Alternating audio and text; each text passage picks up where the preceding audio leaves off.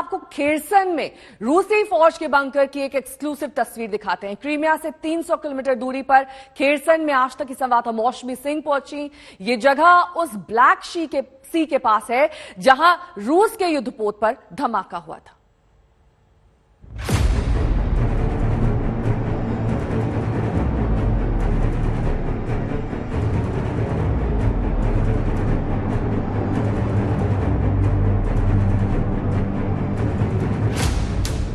आज तक लगातार यूक्रेन के वॉर जोन से आपको खबरें दिखा रहा है और आज हमारी ग्राउंड रिपोर्ट कहीं और से नहीं बल्कि यूक्रेन के फ्रंट लाइन से होगी। जी हाँ, फायरिंग लाइन से हम आपको एक्सक्लूसिव तस्वीर दिखाएंगे। इस वक्त हम उस इलाके में जा रहे हैं जो लगातार युद्ध का पूरा अखाड़ा बना हुआ है। आर पार की लड़ाई छिड़ी है, रास्ता कठिन है, डगर कठिन है और हमारे साथ कमांडर अलेक्जेंडर रहेंगे। इस पूरी जो रिपोर्ट है उसमें आप देखेंगे कि किस तरह से यूक्रेनी सेना ने एक तरीके से फोर्ट्रेस खड़ी कर रखी है और कैसे वो एक मजबूत मोर्चा संभाले हुआ है। पहली बार एक इंडियन क्रू खेरसन, जो कि रशियंस ने ऑक्यूपाई कर रखा है, उस इलाके से रिपोर्टिंग कर रहा है। लगभग यहाँ पे दर्जनों गांव हैं जिनको यूक्रेनी सेना ने वापस ले लिया है और किस तरह से वो इस युद्ध में अपनी रणनीति को अंजाम दे रहे हैं, किस तरह से इस युद्ध को लड़ रहे हैं। फ्रंट लाइन से, ग्राउंड जीरो से ये रिपोर्ट आप देखेंगे। कभी मुड़ना होता है दाएं, कभी बाएं। बंकर में कुछ इस तरह से छुप के बैठे थे रूसी सैनिक। आप देख रहे हो जिस बंकर में लगभग खाने पीने की सारी सामग्री है और पूरा एक बंकर जमीन के नीचे ऐसे बना रखा था। ये आप देखिए किस तैयारी से आए थे। वो आप इस बात से अंदाजा लगा लीजिए कि जो स्नो बूट्स है वो अंदर रखे हुए हैं और ये पूरा ट्रेंच कितना समय लगाया होगा इस पूरे ट्रेंच को जो है पूरा डिग करने में। यहाँ पे आप देखिए इस तरह के आपको बक्से नजर आ जाएंगे। ये है रूसी सैनिकों की जैकेट, उनकी जैकेट यहाँ पे नजर आ जाएगी और जहां जहां आप कैमरा घुमा लीजिए तो कंपनी कमांडर हम लोग के साथ चल रहे हैं और वो बता रहे थे कि काफी समय से यहाँ पे वो लोग कम से कम 5 दिन से रूसी सैनिक यहाँ पे बैठे थे, पर तैयारी उनकी पूरी 50 दिन की थी। यहाँ पे आप देखिए कि खाने की सामग्री आपको नजर आएगी। आइए बस बाहर चलते हैं और जगह जगह जैकेट पड़ी हुई हैं। इस तरीके से ये बोरी है, बोरी में आप देखिए अलग अलग बोरे भर के रखे गए हैं, लकड़ी काट के रखी गई है और ये देखिए यहाँ पे इस तरह का पिकल खाया जाता है जो लंबे समय के लिए पूरा खाने का अगर आप देखें तो यहाँ पे आपको नजर आ जाएगा खाने का पूरी व्यवस्था थी यहाँ पे। ये देखिए बोरी में क्या है, अनियंस, दीज अनियंस।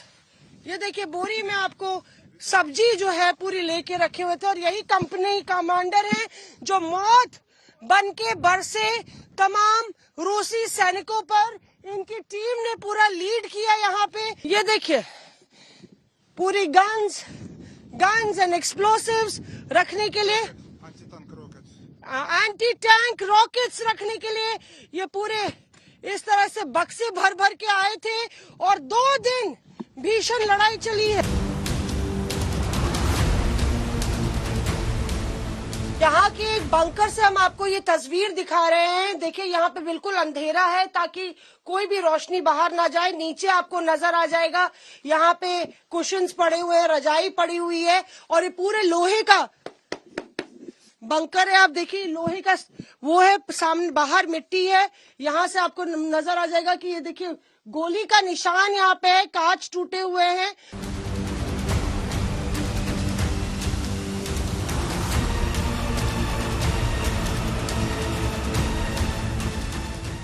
रणभूमि में किस तरह से यूक्रेनी सेना ध्वस्त कर रही है रशियन टैंकों को, रशियन आर्मर्ड व्हीकल्स को, ये हम आपको दिखा रहे हैं। जरा ये देखिए, ये है रूसी सेना का टैंक किस तरह से खाक हो गया है। इसके पूरे हिस्से जगह जगह पड़े हुए हैं। अगर आप खेत में देखिए तो जो काले काले पट्टे आपको दिखाई दे रहे हैं वो मिसाइल से किस तरह से हमला किया यूक्रेनी सेना ने अपनी सरजमी को बचाने के लिए, उसकी निशानी है।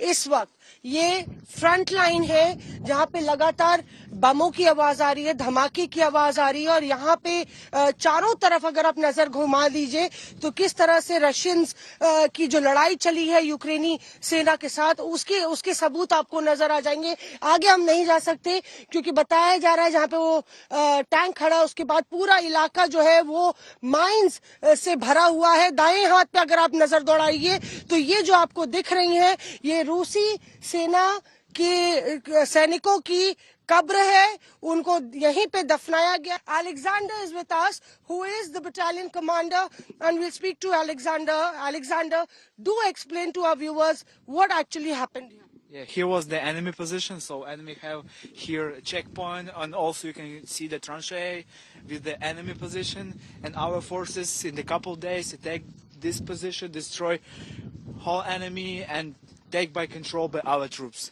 पीछे लगातार धमाकों की आवाज आ रही है। हमारे पास वक्त कम है पर ये ग्राउंड रिपोर्ट हमने आपको इसलिए दिखाई कि ऐसे जवान लगातार यहाँ यूक्रेनी सेना, यूक्रेन की जो स्पिरिट है उसको जो है बिल्कुल मजबूती से डिफेंड करने के लिए एड़ी चोटी का जोर लगाए हुए हैं। यूक्रेन के वॉर जोन खेरसोन से आज तक की ये एक्सक्लूसिव रिपोर्ट।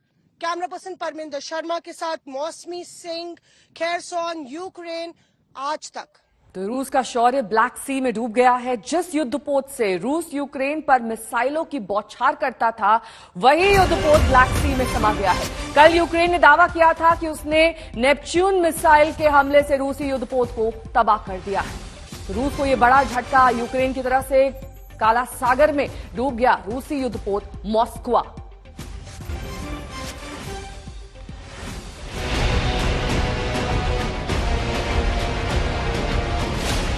काला सागर में डूब गया रूसी शौर्य।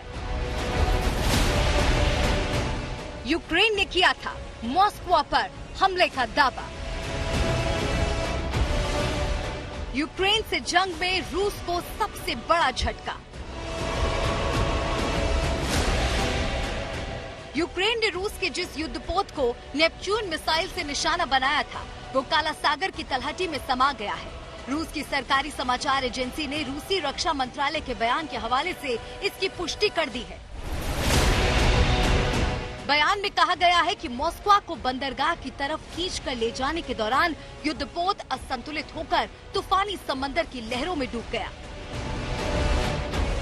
मॉस्को को लेकर रूस और यूक्रेन के अपने अपने दावे हैं। रूस के मुताबिक गोला बारूद में आग लगने से युद्धपोत को नुकसान हुआ तो यूक्रेन ने मिसाइल से मार गिराने का दावा किया। युद्धपोत मॉस्को के डूबने पर यूक्रेन में जश्न का माहौल है।